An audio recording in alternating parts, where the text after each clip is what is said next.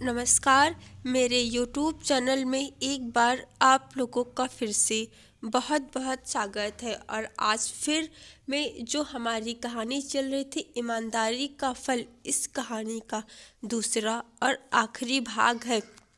और अगर आप लोगों ने इस कहानी के पहले वाले भाग को नहीं देखा है तो वीडियो वाले सेशन में जाकर के ज़रूर देख ले। और मेरे चैनल पर नए हैं तो चैनल को प्लीज़ सब्सक्राइब कर दीजिएगा, वीडियो को लाइक कर दीजिएगा। और आप लोग ऐसे ही अपना प्यार और सपोर्ट मेरे चैनल के साथ बना रखिए ताकि मैं और अच्छी से अच्छी वीडियो आप लोग के सामने ला सकूं। और क्योंकि आपके सपोर्ट से और एक लाइक और सब्सक्राइब से हमें बहुत मोटिवेशन मिलता है। तो अब हम लोग बिना टाइम वेस्ट किए वीडियो की शुरुआत करते हैं।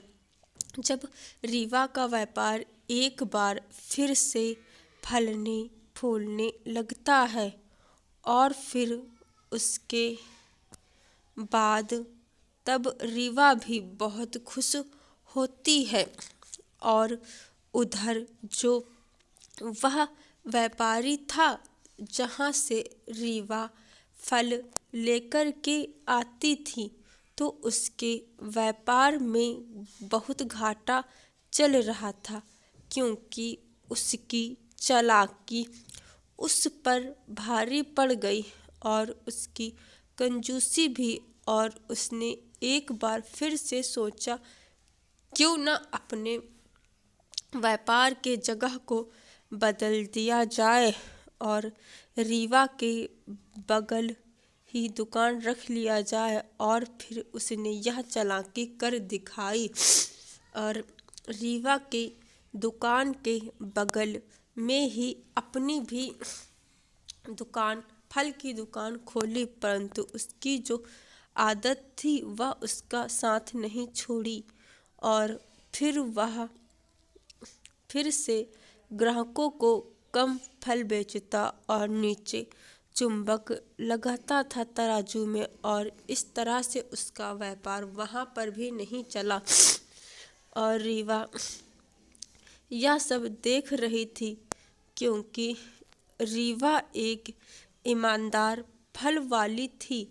उसकी इसी ईमानदारी की वजह से उसका व्यापार बहुत अच्छे से चलने लगा था और बहुत दूर दूर तक पहुंचने लगा था। और दूसरी ओर उधर वह कंजूस दुकानदार का व्यापार बिल्कुल ठप हो गया था और उसकी आर्थिक स्थिति भी बहुत खराब हो गई थी।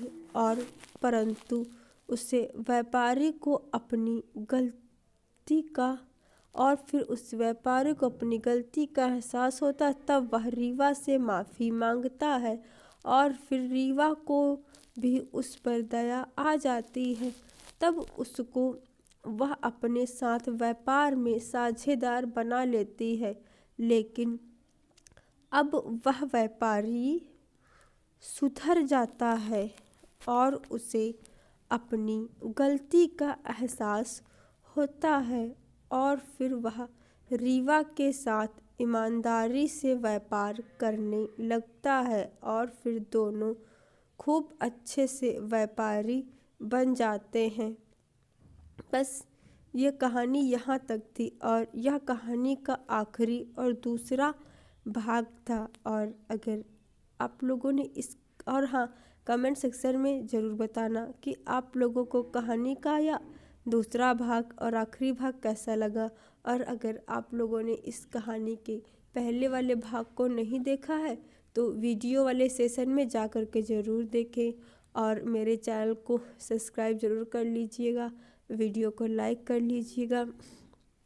और ऐसे ही आप लोग अपना प्यार और सपोर्ट मेरे चैनल के साथ बना रखिए ताकि मैं और अच्छी से अच्छी कहानी आप लोगों के सामने लाती रहूं।